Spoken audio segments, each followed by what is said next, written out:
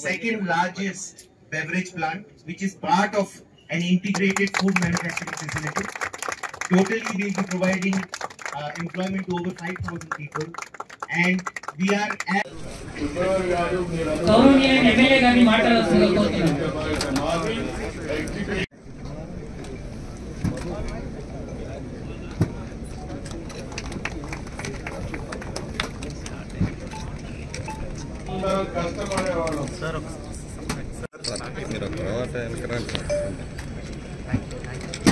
ఈ రోజు మీ అందరికీ తెలుసు, ఏదైనా ఒక ప్రాంతం గాని, ఒక రాష్ట్రం గాని, ఒక దేశం గాని అభివృద్ధి చెందాలి అని అంటే ముఖ్యంగా పారిశ్రామికంగా అభివృద్ధి చెందవలసిన అవసరం ఉన్నటువంటి విషయం. ఆ రకంగా అది యొక్క ఆంధ్రప్రదేశ్ రాష్ట్రం.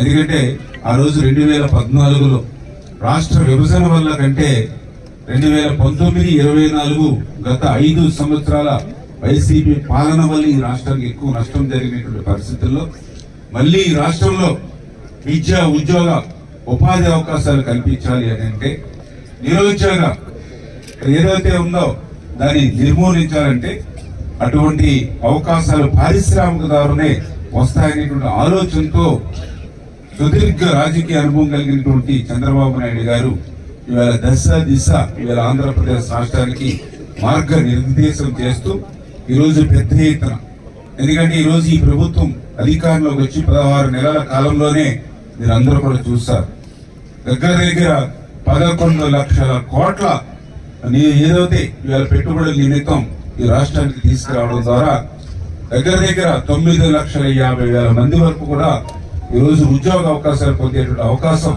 ఈ రోజు రాష్ట్రంలో కలుగుతుంది.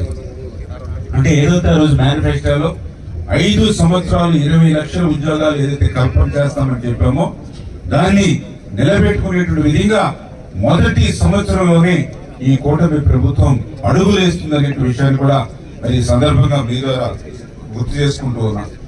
ఎందుకంటే ఈరోజు చంద్రబాబు నాయుడు గారు అంటే మీ అందరికీ తెలుసు, సిబిఎన్ అంటే ఒక బ్రాండ్, ఆయన అంటే ఒక విశ్వాసం, ఆయన అంటే ఒక గౌరవం ఈ రోజు ప్రపంచ వ్యాప్తంగా.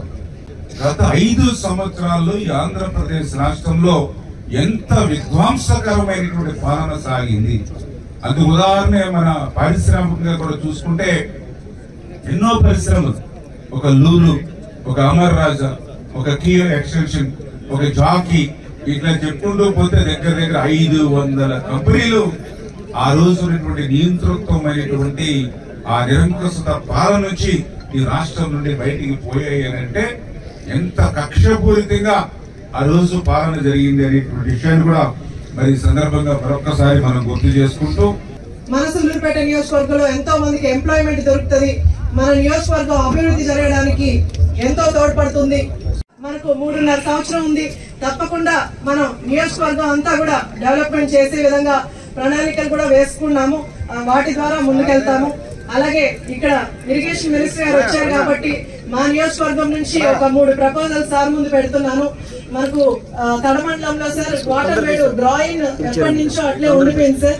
ఆ గ్రాయిన్ మనం ప్రపోజల్ ఇచ్చాము, మీ దాకా కూడా వచ్చింది, అది సి దగ్గర ఎక్కడో ఆగిపోయింది సార్. దాన్ని కొంచెం ఫార్వర్డ్ చేస్తే అటు తడమండలంలో మనకు 1500 ఎకరాల వరకు కూడా మనకు హెల్ప్ అవుతుంది సార్. అలాగే సూళ్లూరుపేటలో 2 మండలాలు కూడా అందులో కలుస్తాయి. అలాగే మనకు దర్వార్ సత్రంలో చెక్ డ్యామ్స్ ఉన్నాయి సార్, 4 ఎగ్జిస్టింగ్ చెక్ డ్యామ్స్. వాటికి పవన్ కళ్యాణ్ గారిని కూడా అడిగి మనం వైల్డ్ లైఫ్ పర్మిషన్ కూడా అప్లై చేశాం సార్. త్వరలోనే ఇస్తా అన్నారు. పర్మిషన్ వచ్చిన తర్వాత ఉన్న చెక్ డ్యామ్స్ రిపేర్స్ చేసి అందిస్తే అక్కడ చాలా వరకు మనకు ఆ మండలం అంతా కూడా మనకు ఉపయోగపడుతుంది సార్.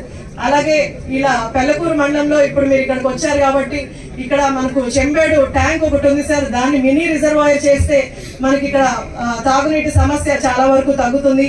ఈ 3 ప్రపోజల్స్ మావి చాలా మేజర్ ప్రపోజల్స్ కాబట్టి మీ ముందు పెడుతున్నాను. తప్పకుండా వీటిని కొంచెం పరిశీలించి ఈ నియోజకవర్గానికి చేసి పెడతారని